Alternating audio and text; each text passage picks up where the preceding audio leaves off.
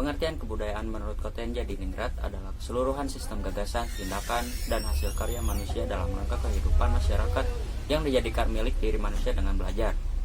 Dan adapun menurut Ki Hajar Dewantara, kebudayaan adalah buah budi manusia, adalah hasil perjuangan manusia terhadap dua pengaruh kuat, yakni zaman dan alam, yang merupakan bukti kejayaan hidup manusia untuk mengatasi berbagai rintangan dan kesukaran di dalam penghidupannya guna mencapai keselamatan dan kebahagiaan yang pada lahirnya bersifat tertib dan damai.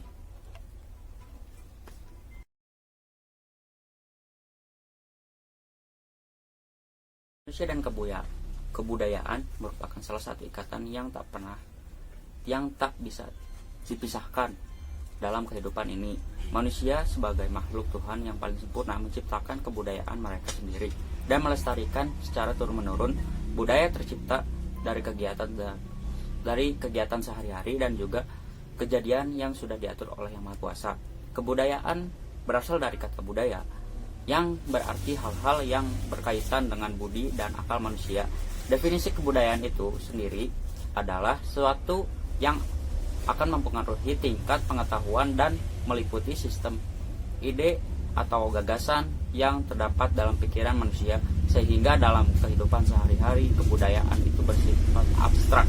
Namun kebudayaan juga dapat kita nikmati dengan panca indera kita. Lagu, tari, dan bahasa merupakan salah satu bentuk kebudayaan yang kita dapat rasakan.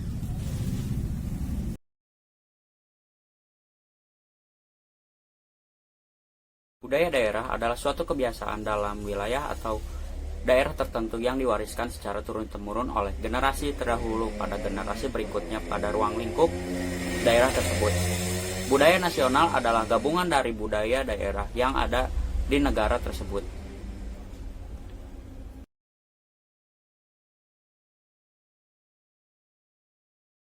Tujuh unsur kebudayaan universal menurut Kenja Diningrat. Yang pertama, bahasa. Bahasa adalah suatu pengucapan yang indah dalam elemen kebudayaan yang sekaligus menjadi alat perantara yang terutama bagi manusia untuk meneruskan atau mengadaptasikan kebudayaan. Yang kedua, sistem pengetahuan.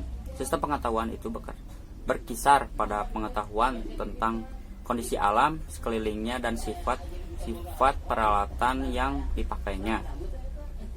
Yang ketiga, sistem kemasyarakatan atau organisasi sosial. Organisasi sosial adalah sekelompok masyarakat yang anggotanya merasa satu dengan sesama.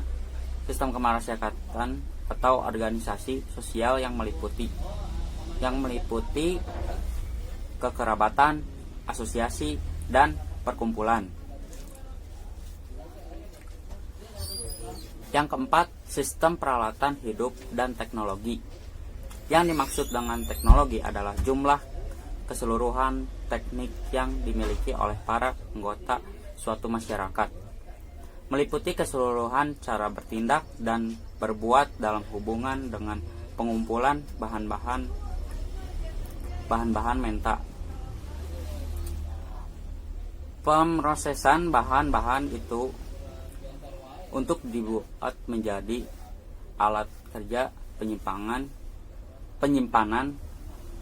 pakaian, perumahan, alat transportasi, dan kebutuhan lain yang berupa benda material. Yang kelima, sistem mata pencarian hidup. Sistem mata pencarian hidup merupakan segala usaha manusia untuk mendapatkan uang dan jasa dibutuhkan. Yang keenam, sistem religi. Sistem religi dapat diartikan sebagai sebuah sistem yang terpadu antara keyakinan dan praktek keagamaan. Yang ketujuh, kesenian. Secara sederhana, kesenian dapat diartikan sebagai segala hasrat manusia terhadap keindahan.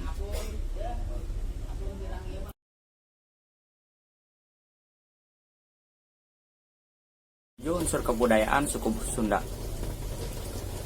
Yang pertama, sistem peralatan dan teknologi. Sistem peralatan masyarakat Sunda terdapat pada senjata tradisionalnya, yaitu kujang. Senjata seperti kujang ini disimpan sebagai alat pusaka yang digunakan untuk melindungi rumah dari bahaya dengan meletakkan di atas tempat tidur. Menurut sebagian orang, kujang mempunyai kekuatan tertentu yang berasal dari dewa. Kujang juga dipakai sebagai salah satu estetika dalam beberapa organisasi serta pemerintahan. Kedua, bahasa Sunda juga mengenal tingkatan dalam bahasa, yaitu bahasa untuk membedakan golongan usia dan status sosial.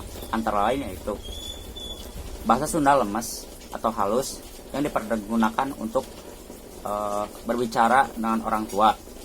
Bahasa Sunda yang sedang yaitu digunakan antara orang yang setara baik usia maupun status sosialnya. Bahasa Sunda kasar yaitu digunakan oleh atasan kepada bawahan atau kepada orang yang berstatus sosialnya lebih rendah. Dan ada juga yang ketiga, mata pencarian pokok masyarakat Sunda adalah yang pertama bidang perkebunan seperti tumbuhan teh, kelapa sawit, karet dan kina. Bidang pertanian seperti padi, palawija dan sayur-sayuran. Bidang perikanan seperti tambak, udang dan perikanan ikan payau. Selain bertani, berkebun dan mengelola perikanan, ada juga bermata pencarian sebagai pedagang, pengrajin dan peternak. Yang keempat, organisasi sosial atau sistem kemasyarakatan. Sistem kemasyarakatan yang digunakan adalah sistem kekerabatan parental atau bilateral, yaitu mengikuti garis keturunan kedua belah pihak orang tua, bapak dan ibu. Dalam keluarga Sunda, bapak yang bertindak sebagai kepala keluarga.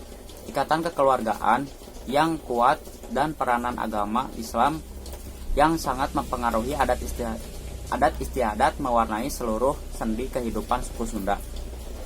Yang kelima, sistem pengetahuan. Pendidikan di suku Sunda sudah dibilang sangat berkembang baik, terlihat dari peran pemerintah Jawa Barat. Pemerintah Jawa Barat memiliki tugas dalam memberikan pelayanan pembangunan pendidikan bagi warganya sebagai hak warga yang harus dipenuhi dalam pelayanan pemerintah. Pembangunan pendidikan merupakan salah satu bagian yang sangat vital dan fundamental untuk mendukung upaya-upaya pembangunan Jawa Barat di bidang lainnya. Pembangunan pendidikan merupakan dasar bagi pembangunan lainnya, adalah membangun potensi manusia yang kelak akan menjadi pelaku pembangunan. Yang keenam, kemasyarakatan Sunda gemar akan kesenian, sehingga banyak terdapat jenis kesenian diantaranya seperti seni bangunan, rumah adat tradisional masyarakat Sunda adalah berbentuk keraton, kesepuhan, Cirebonan, yang memiliki 4 ruang, yaitu sebagai berikut. Yang pertama, pendopo, yaitu tempat untuk keselamatan sultan. Yang kedua, Pringgondani, yaitu tempat untuk sultan memberikan perintah kepada adipati. Yang ketiga, Prabayasa, yaitu tempat sultan menerima tamu. Yang keempat, Penembahan, yaitu ruang kerja dan tempat istirahat. Seni tari yang terkenal di masyarakat Sunda adalah tari topeng, tari merak, tari sisingaan, dan tari jaipong. Seni suara dan musik. Alat musik tradisional masyarakat Sunda adalah angklung, calung, kecapi, dan degung. Seni sastra Sunda juga sangat kaya akan seni sastra, contohnya Prabu Siliwangi yang diungkapkan dalam bentuk pantun dan sikabayan yang diungkapkan dalam bentuk prosa. Seni pertunjukan yang paling terkenal di suku Sunda adalah wayang golek. Yang terakhir atau yang ketujuh, religi atau agama. Sebagian besar masyarakat suku Sunda menganut agama Islam, namun ada pula yang beragama Kristen, Hindu, atau Buddha.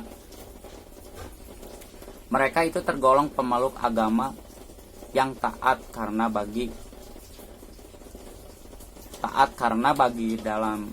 mereka kewajiban beribadah adalah prioritas utama.